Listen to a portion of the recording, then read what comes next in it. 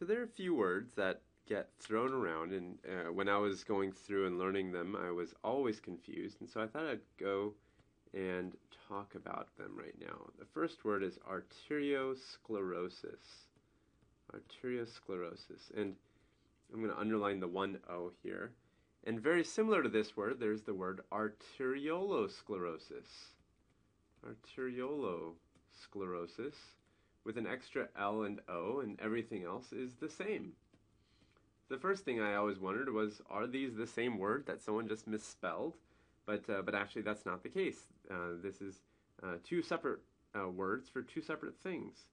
And a third word is atherosclerosis. I actually used to wonder the same thing about this word. Just like, is this just another way to spell it? Maybe the British spelling or something like that? But actually it's another word that's different in meaning as well. So these three words often get confused from one another, and sometimes you'll even see that they are referred to as the same thing, but there are some subtle differences that I want to talk about. So let's start with the first two words, arterio and arteriolosclerosis. And these basically get to the question, answering the question of what is happening.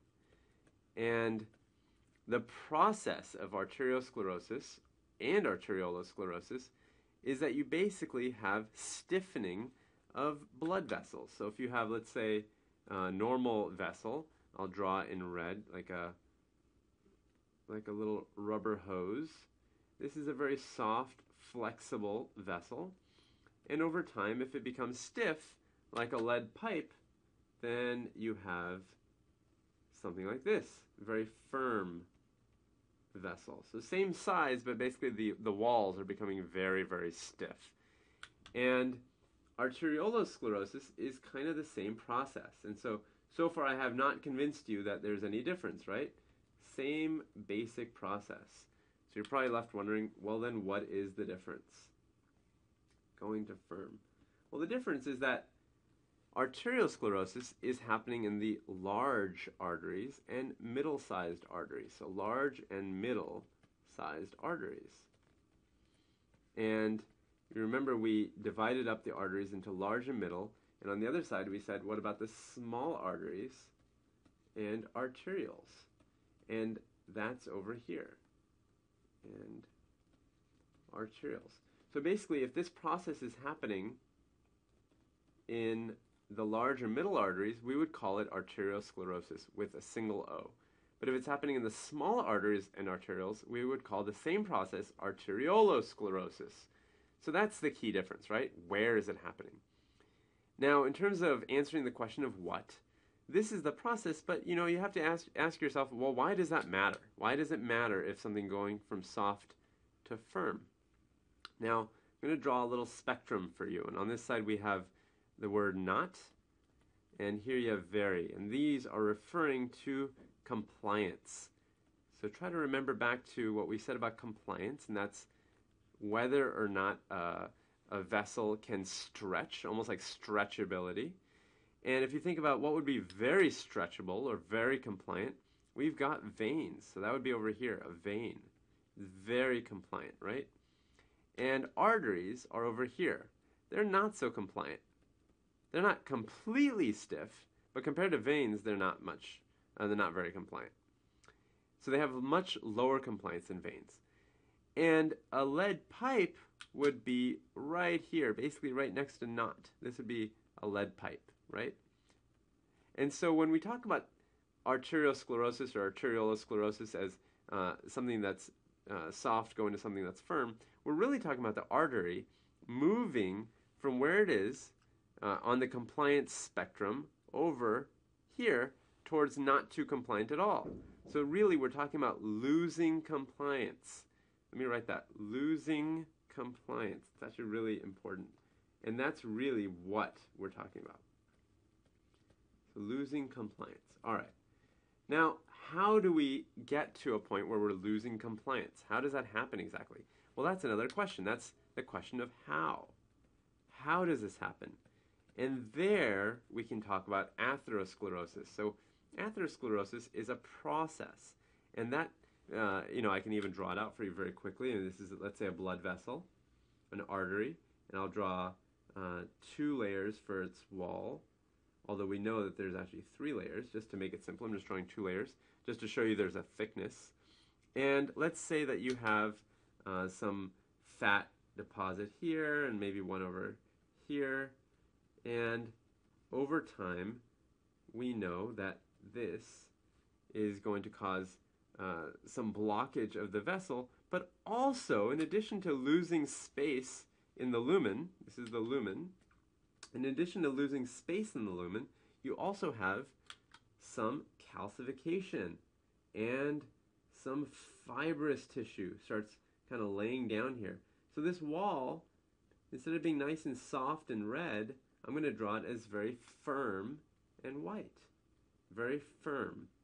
So this part of the wall, and maybe even this part of the wall, become very non-compliant. They lose compliance here. So these parts of the walls are very firm. They're not going to stretch out very easily. So that's atherosclerosis. And the reason I listed it under this section, here, if I can divide it in half, is that most often, not always, but most often, atherosclerosis is happening in the larger or middle-sized arteries.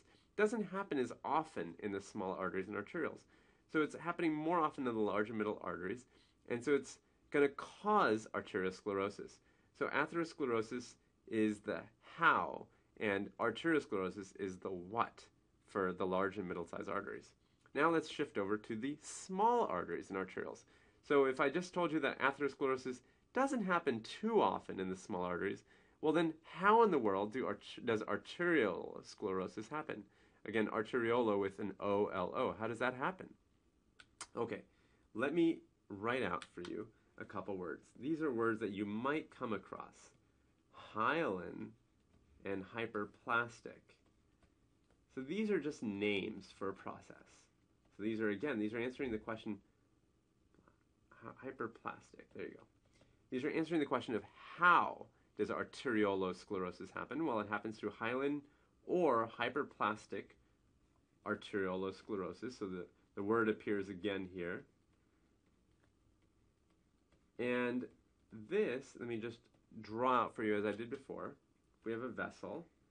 Instead of having a plaque, which is what I drew before, in my vessel this time, I'm going to talk about blood pressure being really high. So here we're talking about things like, let me write over here, high blood pressure, or let's say diabetes. So in situations like this, you can have lots and lots of pressure pushing out of the vessel. This is my little arrows talking about blood pressure. And as the pressure is pushing out, what happens is that some of the proteins from inside of the vessel, let's say you have some protein in here, get pushed out into the vessel walls. And that vessel wall gets loaded with protein now, extra protein that doesn't usually belong there. And it's got little protein everywhere because it's being pushed out by all that high pressure.